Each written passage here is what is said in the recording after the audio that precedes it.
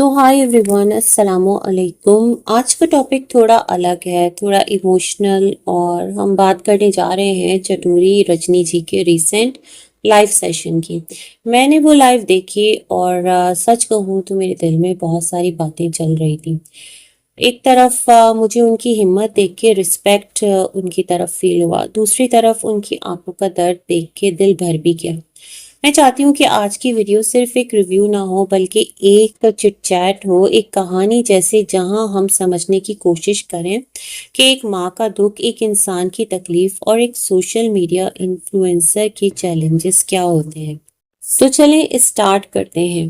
कल रजनी जी ने बल्कि एक दो दिन हो गया, उन्होंने लाइव किया, उन्होंने अपने दिल की बातें रखी। सबसे पहले जो लाइन मेरे दिल को लगी वो ये था कि उन्हें किसी की सिंपैथी नहीं चाहिए, ना आपकी सिंपैथी से, मतलब ना ऑडियंस की सिंपैथी से। वो कह रही थी कि उनका बेटा वापस आएगा, ना उनकी ज़िंदगी नॉर्मल हो जाएगी। टू मच, बस इसके अंदर बहुत ज़्यादा तकलीफ है, अगर देखो तो बहुत ज़्यादा दर्द है। मतलब एक माँ की जिसका बेटा अभी रिसेंटली एक एक्सीडेंट में डेथ उसकी हो जाए, वो सब कुछ उसके लिए बिल्कुल एक्सीडेंटल हो, तो ये तमाम तर जो चीज़ें हैं ना, जो उसके दिल पर बीत रही है, उसका दुख सिर्फ वही जानती है। कोई और ना उसका दुख बांट सकता है, ना कोई और उसका दुख कम कर सकता है, जब तक कि वो खुद इस दुख से बाहर निकलना ना चाहे। ये तमाम तर चीज़ें बहुत मैटर करती हैं। और जो सोसाइटी में इर्द गिर्द लोग होते हैं ना, मेरे ख्याल में अगरचे कि एक माँ उस दुख से बाहर निकल के उस गम को भुलाकर आगे बढ़ना चाह रही है, तो फिर सबकी रिस्पॉन्सिबिलिटी बनती है कि आपको उसकी हेल्प करनी है, उसकी आपको मदद करनी है। आप खुद सोचें कि एक माँ जिसका लाल उससे छिन गया हो, वो जब ये बात बोलती है तो उसके पीछे कितना गहरा दर्द छुपा होता है।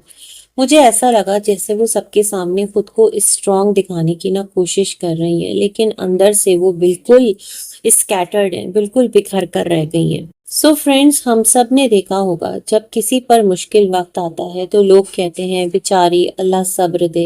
लेकिन कभी सोचा है कि वो वर्ड्स बंदा सुनकर कैसा फील करता है? कभी कभी सिंपैथी और भी ज्यादा चोट कर जाती है। मुझे रजनी जी की बात सही लगी, सिंपैथी से कोई वापस तो नहीं आता।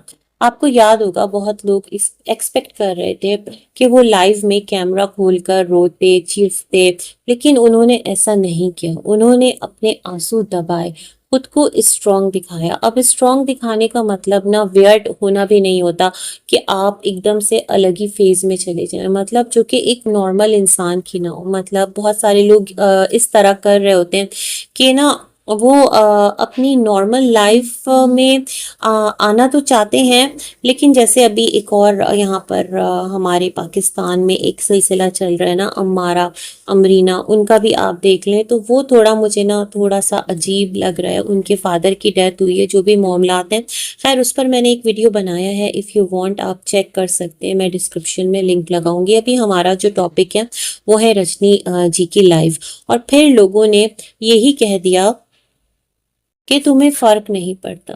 देखो ना, अगर वो रोती तो लोग कहते ड्रामा है, अगर वो स्ट्रांग रहती तो लोग कहते तुम इनसेंसिटिव हो। मतलब दुनिया को खुश करना मुमकिन ही नहीं है, बहुत मुश्किल है, और स्पेशली जबकि आप सोशल मीडिया पर हो। अब थोड़ा ना उनकी बिजनेस की बात करते हैं। आप सबको ही पता होगा जो कि रजनी जी को देखते हैं कि वो अचार बनाती हैं और सेल भी करती हैं। लाइफ में उन्होंने क्लियर किया कि अपने बच्चे की सिंपैथी दिखाकर अचार नहीं बेचती। मतलब लोग कुछ शायद कि उन्हें इस तरह के डीएम्स कर रहे हैं, उनको ऐसा मैसेजेस कर रहे हैं जिससे कि ना बतौर माँ वो हर्ट हो रही है। देखो, उनको अपनी लाइफ जीना है, जो उनका जॉब है, जो उनका काम है, वो उनको करना है, चाहे वो कोई प्रोडक्ट सेल करती हो, चाहे फिर वो सोशल मीडिया पर हो। कुछ टाइम बाद वो अपने उस गम से बाहर आकर अपने काम को तो कंटिन्यू करेंगी। तो उन्होंने यही कहा कि वो पहले से अचार बेचती हैं, और ऐसा नहीं कि वो अपने बच्चे की सिंपैथी दिखा दिखाकर अपने प्रोडक्ट की मार्केटिंग कर रही है। लेकिन लोगों ने फौरन से ना नया टॉपिक बना लिया। कोई कहने लगा कि अचार महंगा है, कोई कहने लगा कि वो अपने लॉस का फायदा उठाकर बिजनेस को एक एक्सपोजर दे रही हैं, अपना जो एक प्रोडक्ट है उसकी सेल बढ़ा रही हैं।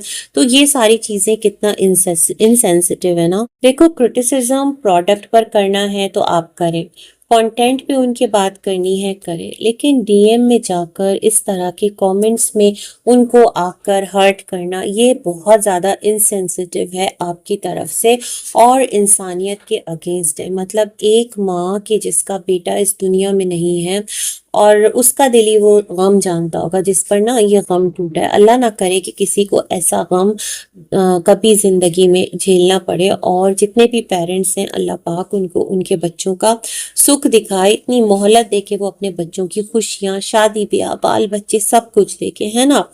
सो फ्रेंड्स, मैं आपको एक पर्सनल ऑब्जर्वेशन शेयर करना चाहती हूँ।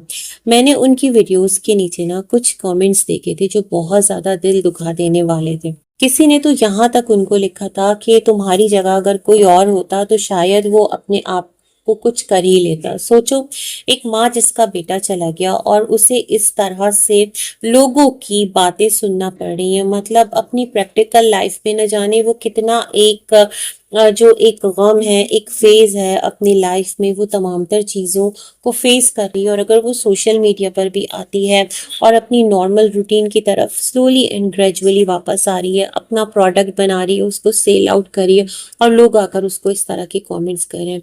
ये जो कमेंट्स थे ना, ये सिर्फ वर्ड्स नहीं होते, ये तीर होते हैं जो दिल को आपके छेद देते हैं। और यही है सोशल मीडिया की सबसे बड़ी ना प्रॉब्लम। यहाँ लोग इंसान को इंसान मानने के लिए तैयार ही नहीं है, बल्कि वो सिर्फ ये समझते हैं कि सामने वाला एक कंटेंट क्रिएटर है। और ऐसा कभी कभार जो कंटेंट क्रिएटर्स होते हैं ना, वो भी कुछ ऐसा ट्रेंड सेट कर देते हैं कि जिसकी वजह से जो ऑडियंस है उसका अपना ये माइंडसेट या थॉट बन जाता है। मगर फ्रेंड्स, हर यूट्यूबर, हर इन्फ्लुएंसर के पीछे एक इंसान होता है जिसके सीने में दिल होता है, उसके इमोशंस भी होते हैं, उसका गम भी होता है। तो रजनी जी के साथ एक और इशू हुआ, उनका एड्रेस और सोसाइटी रिवील हो गई। अब आप सोचो, एक इंसान जो ऑलरेडी पर्सनल ट्रेजेडी से गुजर रहा है, उसको स्ट्रेंजर्स का सामना करना पड़ रहा है। ये है सोशल मीडिया की डार्क साइड। हम लोग अक्सर देखते हैं व्यूज, लाइक, सब्सक्राइबर्स, लेकिन उसके पीछे का प्रेशर नहीं समझ पाते। पब्लिक फिगर बनना सिर्फ ग्लैमर नहीं है, ये एक बोझ भी है। और जो लोग कहते हैं कंटेंट क्रिएटर बनना इजी है, उन्हें शायद रजनी जी जैसी सिचुएशंस देखकर समझ आना चाहिए कि ये रास्ता कितना कठिन और कितना मुश्किल भी हो सकता है।